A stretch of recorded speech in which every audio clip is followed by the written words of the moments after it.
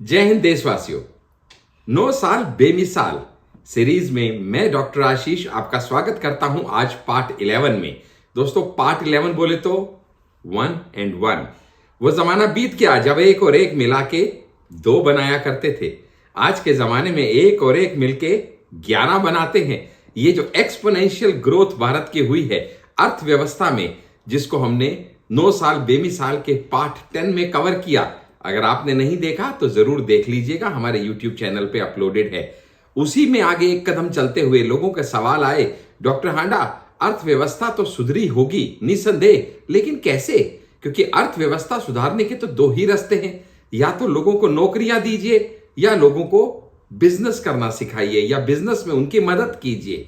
तो दोस्तों मैं आप ही से एक बात पूछता हूं, क्या अर्थव्यवस्था सुधारने में नौकरी पाना ही अपने आप में बहुत बड़ा रीजन है? क्या वही एक माध्यम है? क्या ऐसा नहीं है कि नौकरियां नहीं दी गई हैं, लेकिन जॉब क्रिएशन की एक लिमिट है। और दूसरा, जॉब में एक्सपोनेंशियल ग्रोथ भी नहीं हो सकती। सोच के देखिए, अगर आपके यहां कोई एम्प्लॉय काम करता है जिसको आप 10,000 रुपए महीना देते हैं और वो बहुत बहुत बहुत उत्तम काम कर जाता है पिछले महीने, तो क्या आप उसको 10 से 20,000 दे जाएंगे? जवाब है नहीं। खुश भी होंगे तो इंक्रीमेंट कितना होगा?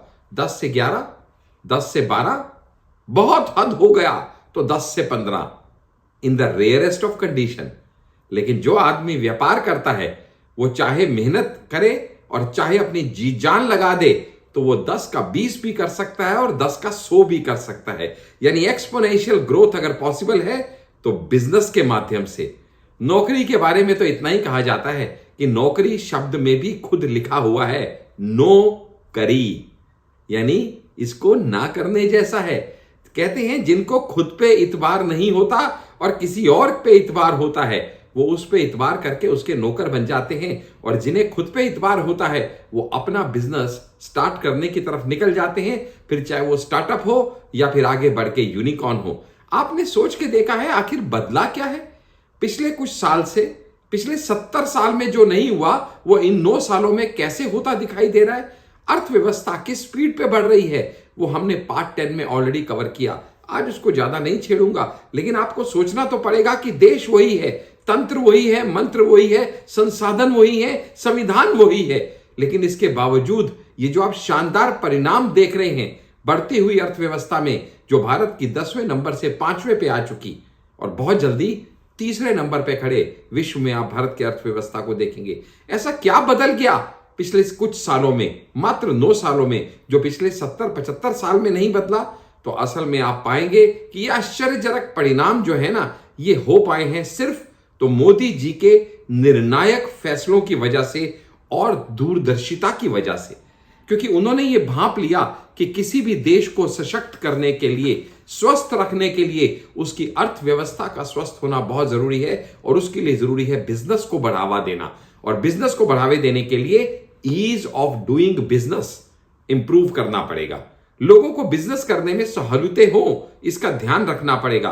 क्योंकि सेवा, सुशासन और गरीब कल्याण जिनकी नींव पे भारत आगे बढ़ रहा है, उसके साथ साथ अगर भारत के पास पैसा होगा, अर्थव्यवस्था होगी, बिजनेस करने में लोगों को आसानी दिखेगी, तो दुनिया भर के निवेशक भारत की तरफ आकर्षित होंगे।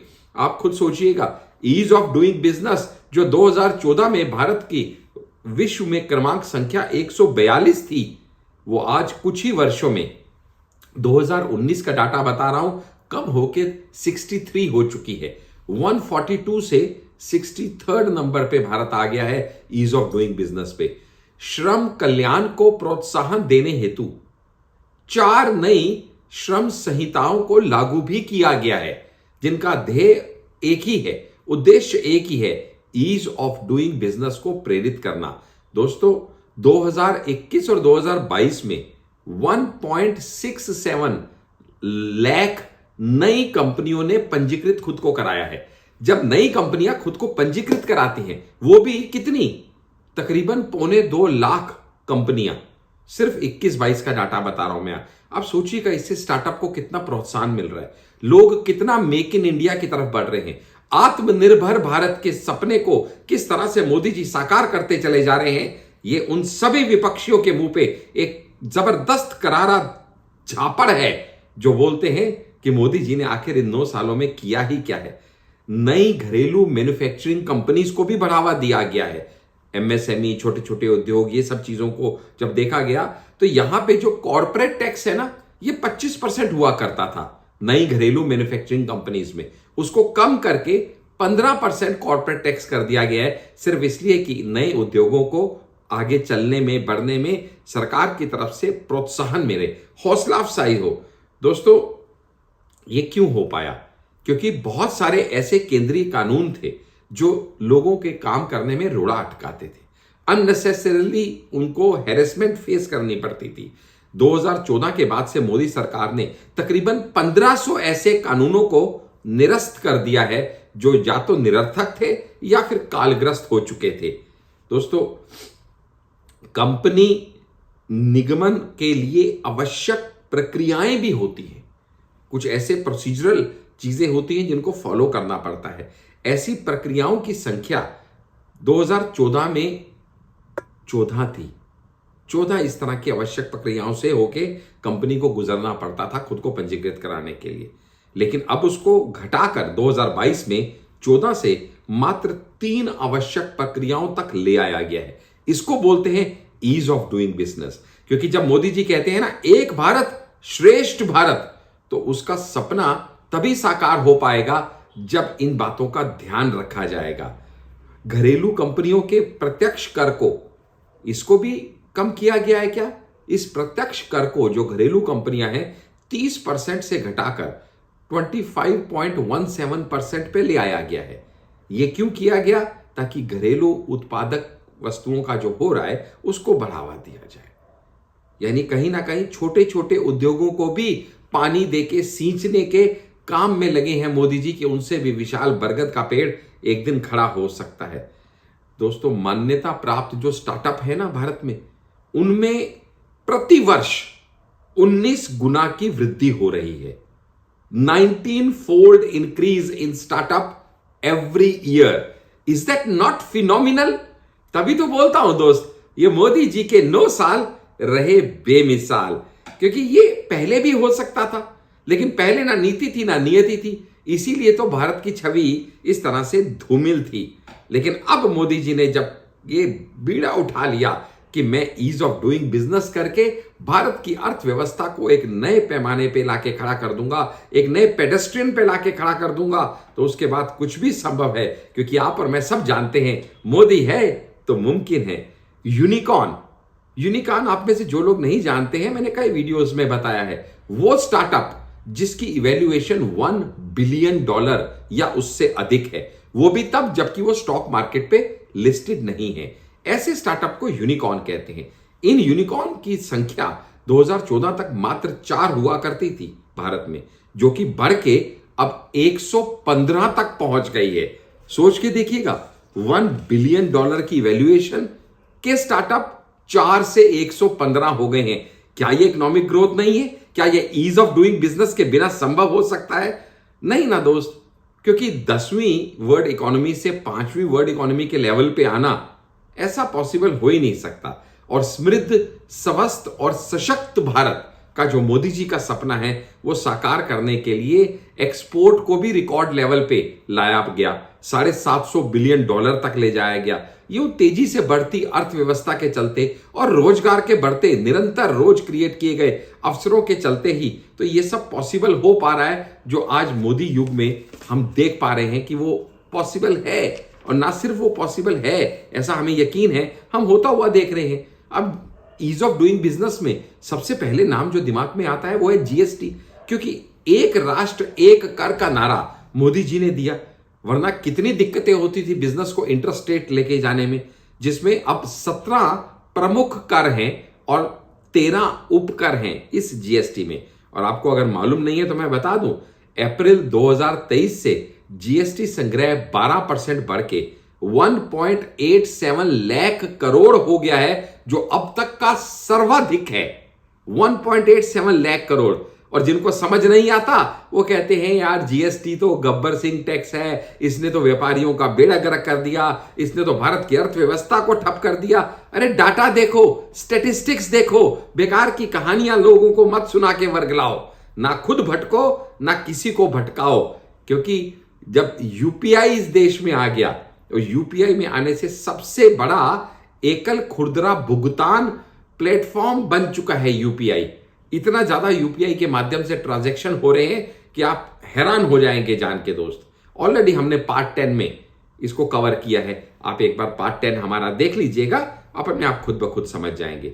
वैश्विक महामारी कोविड के दौरान भी अर्थव्यवस्था के संरक्षण के लिए 27.1 लाख करोड़ का आत्मनिर्भर पैकेज दिया गया था। ये जो आत्मनिर्भर पैकेज था ना दोस्त, 27 लाख करोड़ का, वो इसीलिए था कि आप घरों में उद्योग शुरू करें। कोविड के चलते आप बाहर नहीं जा पा रहे हैं, ईज ऑफ डूइंग बिजनेस आपके लिए कर दिया गया है। आपके लिए जो रिस्ट्रिक्शंस थे उनको कम कर दिया गया है। जो बेकार की फॉर्मेलिटीज थी 1500 के आसपास, उनको हटा दिया गया है। और इसी के चलते तो वित्त वर्ष 2021-22 में रिकॉर्ड $676.5 बिलियन की वस्तु और सेवाओं का निर्यात हुआ।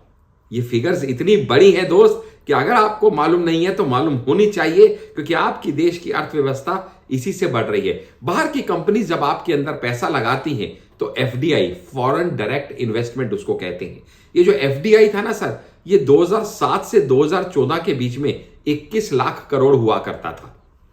लेकिन जब ईज ऑफ डूइंग बिजनेस हुआ, देश को आगे बढ़ते हुए देखा, तो बाहर की कंपनीज ने भी यहां पे पैसा लगाना का मन बना लिया, जिसके चलते 2014 और 2022 के बीच में यही एफडीआई जो था 96% की ऐतिहासिक वृद्धि के साथ 21 लाख करोड़ से 42 लाख करोड़ हो गया, जो आज तक कभी किसी ने सोचा ना था, देखा ना था। पिछले 9 साल में वो चमत्कार हो गए जो पिछले 70 साल में किसी ने उम्मीद भी ना की थी। ये उन्नति से प्रगति की राह पे ये पिछले 9 साल मोदी जी के बेमिसाल हमको इस देश को आगे बढ़ाते लेके चले गए और जन जन की आस को विश्वास में परिवर्तित करते चले गए। तभी तो बोलता हूं 9 साल बेमिसाल रहे दोस्त। भारत का कृषि निर्यात भी ऐतिहासिक $50 अरब रहा। ये अब तक का उच्चतम स्तर है दोस्त। ये भी तभी हो पाया जब किसानों को भी आत्मनिर्भर किया गया, खाद की उपलब्धि कराई गई, अलग अलग उर्वरक उनको प्रोवाइड कराए गए और डिजिटलाइजेशन के माध्यम से उन तक सूचनाएं सारी पहुंचाई गई। ये हम ऑलरेडी कवर कर चुके हैं कि किसान का उत्थान कैसे मोदी जी ने पिछले 9 साल में किया। आप हमारी प्लीज सीरीज को कैच कीजिए यूट्यूब पे और अलग अलग पॉइंट्स को अपने अनुसार आप जानकारी हासिल कीजिए। एमएसएमई को सशक्त करने के लिए भी ICLGS के अंतर्गत 3.63 लाख करोड़ की स्वीकृति दी गई सिर्फ एमएसएमई के लिए। और दोस्तों, जो भारत की जीडीपी पहले 112 लाख करोड़ हुआ करती थी, वो अब बढ़ के 272 लाख करोड़ तक पहुंच चुकी है। ये हुआ तो सिर्फ इसलिए क्योंकि पिछले 9 साल जो रहे वो रहे बेमिसाल। और दोस्तों, ये विध्वंस से विकास की जो यात्रा पे मोदी जी इस देश को ले आगे चले हैं, ये स्थिरता और निरंतरता ही इसकी एकमात्र चाबी है, जिसके लिए आप सभी बधाई के पात्र हैं, क्योंकि आपने ऐसी बहुमत की सरकार देके मोदी जी के हाथों को सशक्त किया है, जिसके लिए आपको बहुत बहुत साधुवाद है। दोस्तों, मुझे उम्मीद है कि ये 9 साल बेमिसाल का पार्ट 11 जो अभी आपने हमारे साथ साझा किया, हमने आपके साथ, और आपने पूरे धैर्य से इसको पूरा सुना और समझा। आप ज्यादा से ज्यादा भारतवासियों के साथ इस वीडियो को शेयर करेंगे, लाइक करेंगे, कमेंट करेंगे, हर ग्रुप में भेजेंगे, ताकि जो जानकारियां आपको मिली हैं वो उनको भी मिल पाए कि किस तरह से बढ़ती अर्थव्यवस्था में ईज ऑफ डूइंग बिजनेस को लाने से इस समय देश की अर्थव्यवस्था दिन दुनी रात चौगुनी तरक्की कर रही है। इन्हीं शब्दों के साथ मैं डॉक्टर आशीष अब आपसे विदा चाहता हूं, क्योंकि ये जो 9 साल बेमिसाल रहे हैं, इसका पार्ट 12 लेके जल्दी ही फिर आपके साथ मैं फिर हाजिर हो जाऊंगा आपके बीच में। तब तक के लिए जय हिंद, जय भारत।